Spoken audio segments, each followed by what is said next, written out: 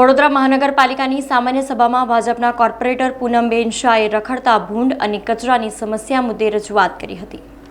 વડોદરા મહાનગરપાલિકાની વડી કચેરી ખંડેરાવ માર્કેટ ખાતે યોજાયેલી પાલિકાની સામાન્ય સભામાં ઇલેક્શન વોર્ડ નંબર 15ના ભાજપના કોર્પોરેટર પૂનમબેન શાહે તેમના વિસ્તારમાં અને એ પણ તેમના નિવાસ સ્થાન પાસે જ રખડતા ભૂંડ અને કચરાની ગંભીર સમસ્યા મુદ્દે રજૂઆત કરી હતી અને આ મામલે વહેલી તકે કામગીરી કરવામાં આવે તેવી માંગ કરી હતી, જેમાં તેમના સાથી કોર્પોરેટર પારુલબેન પટેલે સામાન્ય સભામાં ભૂંડ લઈ આવવાની ચીમકી ઉચ્ચારી હતી।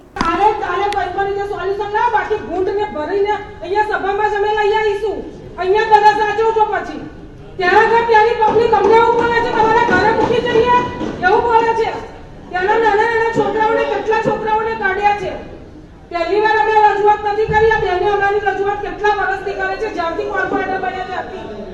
એટલે હવે તો કોઈ રજૂઆત કરે ને એનું સોલ્યુશન માટે 24 કલાકમાં નિકાલ આવે એવું કંઈ કરો।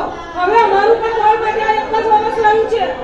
15 ઉકાજીનું વાડિયું, ત્યાં કેટલા બધા ટાઈમથી એટલા બધા ભૂંડો છે ને કેટલી બધી વાર કમિશનરને, ચેરમેનને, નેતાને, પક્ષના મેયરને વારંવાર રજૂઆત કરી તોય છતાં એનો કોઈ નિવેડો નથી લાવતા અને એટલા બધા મોટા મોટા ભૂંડ છે તે ત્યાં 2 આંગણવાડી આવેલી છે, નાના છોકરાઓ છે એને કરડે છે, કૂતરાને ખેંચી જાય છે, આવતા જતાં સ્કૂટરવાળા પડે છે।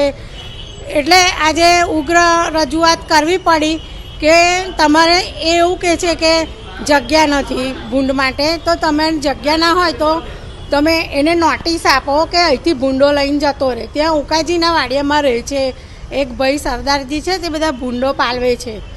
તમારા સાથી કોર્પોરેટર તો એટલા આજે બોલ્યા કે હવે નિરાકરણ નહીં આવે તો અમે સભામાં, હા ચોક્કસ, એ નિરાકરણ ના આવે તો હવે સભામાં જ બેસવું પડશે, કારણ કે ધીરે ધીરે ભૂંડો બધે વિસ્તારમાં ફેલાતા જાય છે, એટલા બધા ભૂંડો થઈ ગયા છે। જૂન મહિનાથી તમે રજૂઆત કરી હતી અધિકારનું શું કહેવું છે? અધિકારી એવું કહે છે કે એના માટે જગ્યા નથી, એના માટે અમે જોઈએ છે જગ્યા એમ।